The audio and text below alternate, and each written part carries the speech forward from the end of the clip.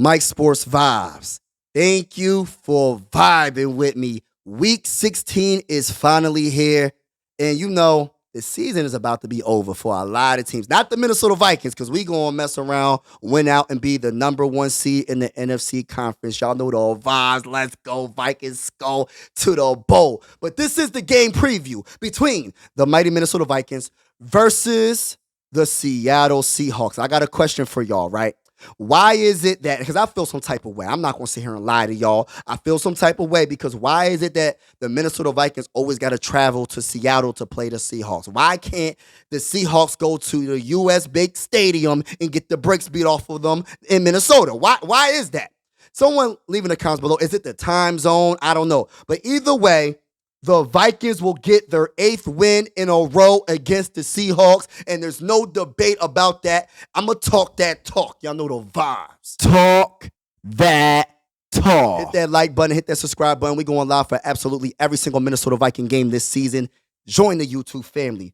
You know, if it's Geno Smith or if it's Sam Howell. And the reason why I'm saying no matter what, we're going to win, either or, because Geno Smith got hurt in the last game. But let me say this. If it's Sam Howell, good luck. Y'all going to need all the luck y'all can get. It's going to get very, very, very, very spooky for the Seattle Seahawks offense. They ain't going to be the score. They ain't going to be the score, bro. It's going to be bad.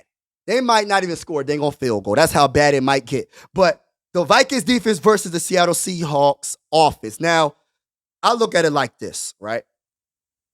I'm not scared of their rushing attack. I'm not scared of their running backs. Don't really care. When it comes to their wide receivers, that's a different story. Versus our secondary, that's a different story. Because our secondary bends a lot, but they don't break.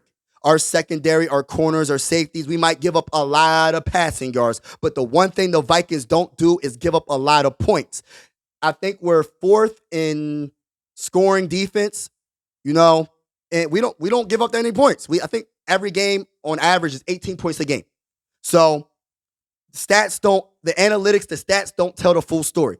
It might say that you give up all these yards, but if they're not scoring, even though teams are getting a lot of yards, it doesn't freaking matter because the name of the game is to score the most points. So if you don't get the points, it don't matter. But let me just say this. Jackson Smith, number 11 for the Seahawks, is a straight up dog. He's leading his team in receiving, right? 994 yards, 5 touchdowns. And I was like, wow, how is it that DK Metcalf isn't leading the team in receiving yards and touchdowns? I was actually surprised. Number 14, DK Metcalf is a straight-up monster, but Jackson Smith is a monster as well. And Locke is a good wide receiver as well. So they got 3 wide receivers that can definitely hurt you in the secondary. But I just truly feel like we're going to get after it, man. Jonathan Grenard is going to feast. Everybody on the defense of the mighty Minnesota Vikings are going to get after it, man. I feel like it's Stephon Gilmore because I don't know what the injury report's going to be. Hopefully he's going to come back after that hamstring injury. But you know, hamstring injuries, you don't want to rush. You want to be careful because they're very tricky. You know what I mean? So I hope Stephon Gilmore is back for this week against the Seahawks, but who knows? But either way, I believe in Harrison Smith. I believe in Bynum. I believe in Shaq. I believe in our secondary. They've been balling, man. Like, they be getting interceptions when we need them to get an interception. And our defensive line's been stopping the run. We're number 2 at stopping the run. I think we're second to who's in front of us? I gotta see who's in front of us real quick. Yeah, we're number 2, y'all. The Ravens are number 1. So yeah. So I don't know. I don't feel like the Seahawks have enough offensively to outscore the Vikings. Because I feel like if the Seahawks can't get at least 30 points, they have no chance in beating us. Because I believe we're going to get more than 30 points against the Seahawks. I just have that feeling. And let's get to the offense. Let's talk about the Minnesota Vikings offense now. Because I'm not really going to get into the details of what the Vikings got. Y'all going to see what we have. Because I think Andrew Van Ginkel's going to do his thing. Redmond's going to do his thing. Tillery's going to do his thing. You know, we're going to be all right. We're going to be all right.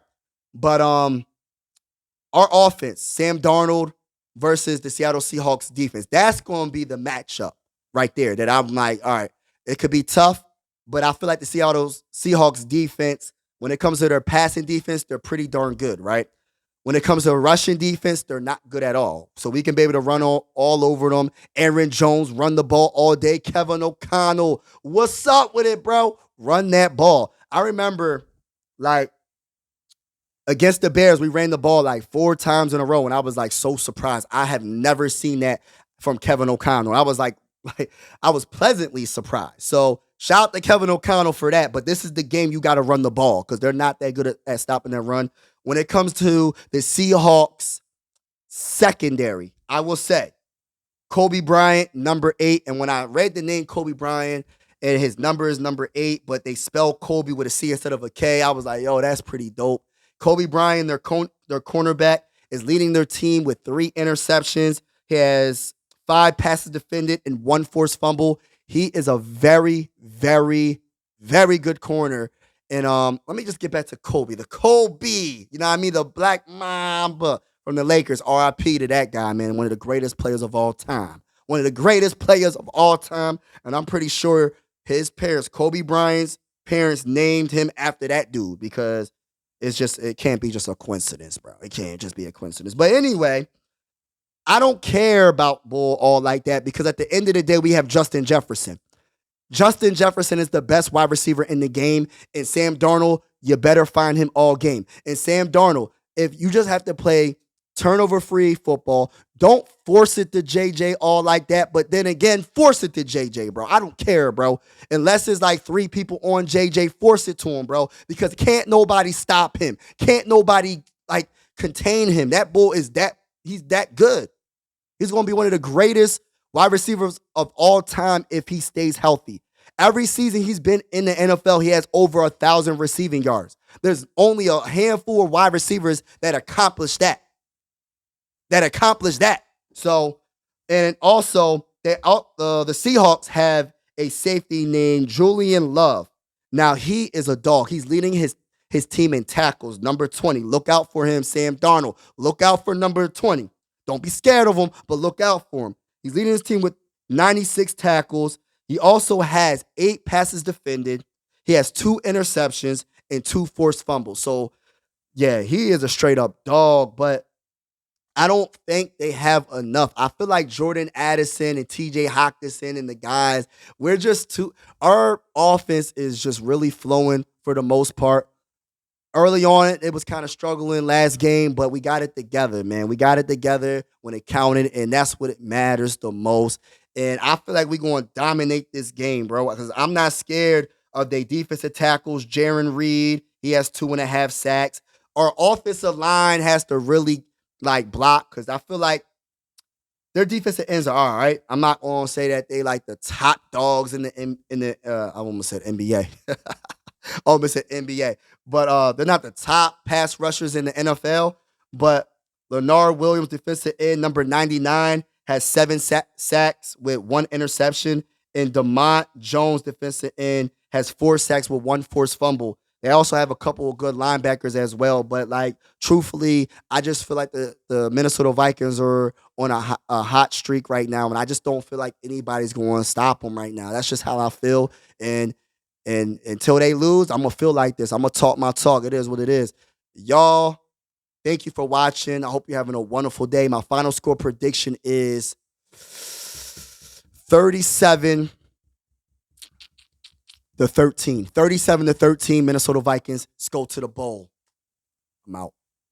Mike Sports Vibes, thank you for vibing with me. Yeah. Mike Sports Vibes, thank you for vibing with me. I'ma talk that talk about the Sixers and the Vikings. I'ma talk that talk about the Sixers and the Vikings. Let's go. I really do this. I'm a hybrid fan. I'm a stand-up man. Yeah. They be hating on the squads, but they really a fan. I'ma talk that talk about the Sixers and the Vikings. I'ma talk that talk about the Sixers and the Vikings. Let's go.